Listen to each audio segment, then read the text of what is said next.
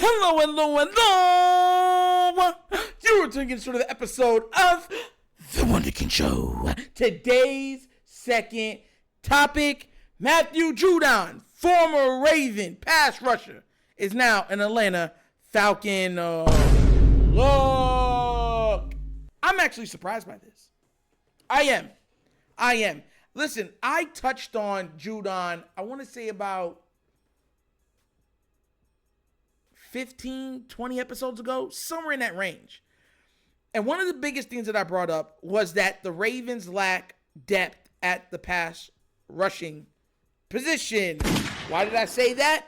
I said that because Owe is unproven. Ajabo, he stay hurt. We didn't bring back Jadeveon. And Kyle Van Noy, he's another year older. So I'm thinking, hey, maybe bring somebody in that still can play well, still can knows the facility, knows the coaches, knows the staff, knows the players. And the Ravens don't go after him. Make it make sense. Now, mind you, I keep saying this, right? Everything that I say makes sense. A third-round pick for Matthew Judon. Seriously, he's not worth a third-round pick. Like, I just thought that it was a no-brainer, right? If everybody that looks at our defense points out to one thing, pass rush. The same way how we look at the defense and be like, what's always been the crux? Pass rush, right? Well, just like on the crux on the offense usually has always been the wide receiving core.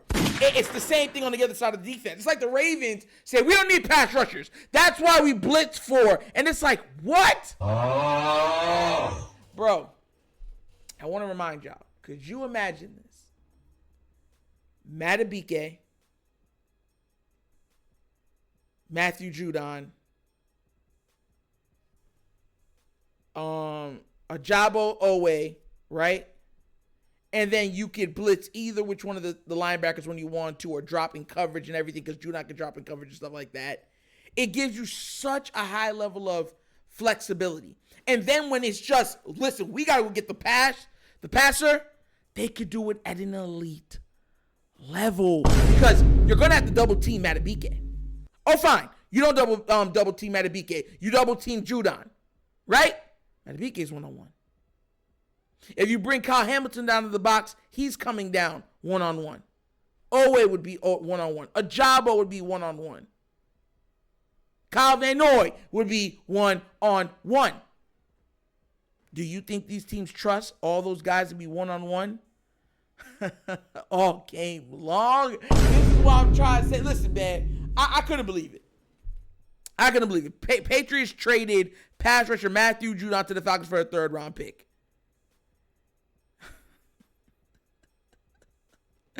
Robert Griff, RG3, of course, he had to talk on it because he ain't a player. How you lose your job on your day off?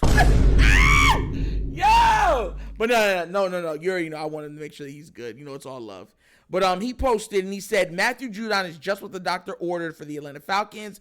He's had 12-plus sacks in 2 of the last 3 years and 4 sacks in 4 games played last year.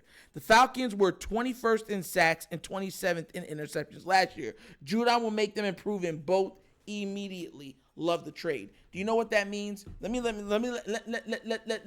explain to you what he means by that, right?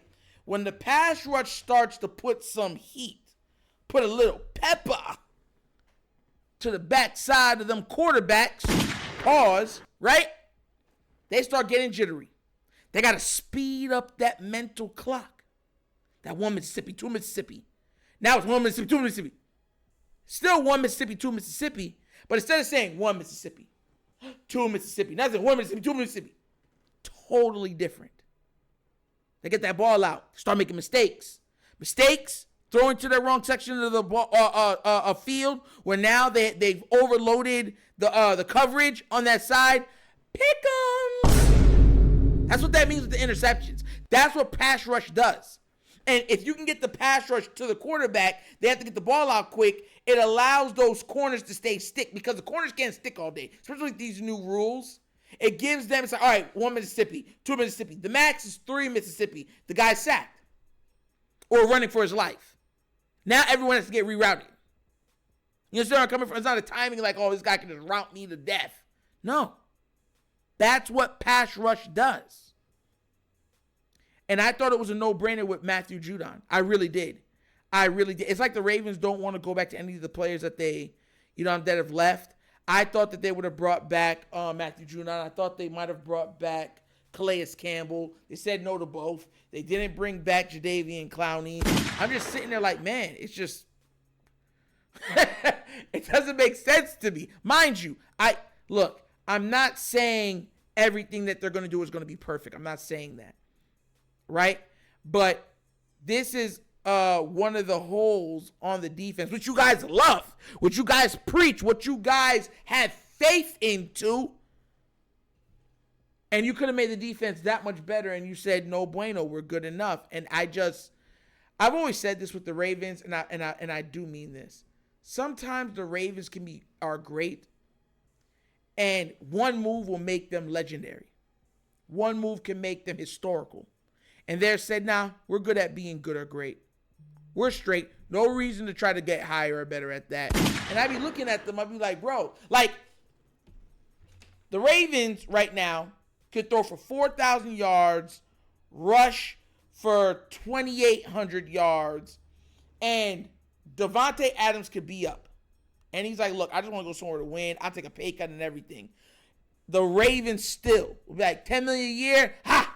That's too sweet for our blood. It's like, but we would have a chance to go undefeated. You don't need to go undefeated. I mean, if you lose 1 or 2 or 3 games, it's all right. Long we ain't spending that $10 million, we all right. That's the energy that I get a lot of times. It's good enough to be good. It's good enough to be great. Anything over then, you're reaching too far, bro. And that's kind of what I get. Like I said, it is what it is. I'm not mad, but I am a little disappointed that we didn't get Matthew Judon. It's not like we're getting big time wide receivers and you guys go, well, we got that big time wide receiver that you want. That's why we're gonna get him. It's like, fine. Since y'all didn't get some of the offensive pieces that I thought that we could use, let's go get a defensive piece. No. And I'm like, Matthew Judon's a dog. He proved going to the Patriots that we were holding him back. Now you be playing in a defense where he can literally just pin his ears back and go get the quarterback. And you guys said no. Oh my gosh, it's hard, bro. It's hard. It's heartbreaking. Fine. No more defenders are needed. And then if that's the case, I need better O-linemen. Try to bring in David Bakhtiari if he's not signed already. I think y'all should definitely bring him in. Maybe be looking into an in-season trade for a top-tier wide receiver that's, you can get one for a good price. Why? Because there's a lot of good receivers or great receivers on bad teams. And the bad teams just say, look, we're paying them this. Man, we're losing. It makes no sense for us to continue paying them, and maybe the Ravens can finagle a trade. That's what I'm hoping. I'm really hoping that stays open. You know what I'm saying? But definitely disappointed that Matthew Judon could not put back on the black and purple. But hey, that's the way life is. We got to go back at him again. We'll see him. Don't we play the Falcons this year too? I think we do, so we'll see him anyway. So it is what it is. You know what I'm saying? But what do you guys think?